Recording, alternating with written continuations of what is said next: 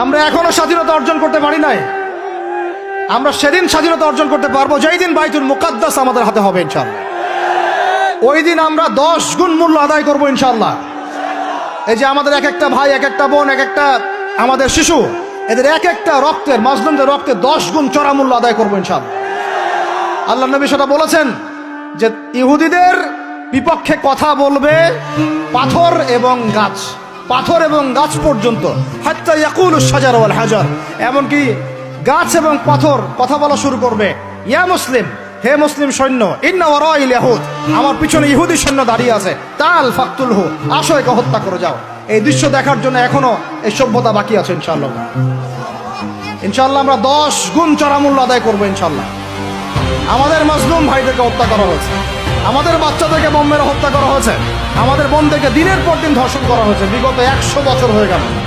আর আশপাশে অনেক মুনাফিক বসে আছে, এরা টু শব্দ পর্যন্ত করতে পারে। ঠিক তোমাদের রাজতন্ত্রের উপরে, তোমাদের ক্ষমতার উপরে ধিক্কার জানাই আমরা। যেই ক্ষমতা নিয়ে তোমরা ইহুদিদের বিরুদ্ধে দাঁড়াতে পারো না, এই ক্ষমতার উপর আমরা ধিক্কার জানাই।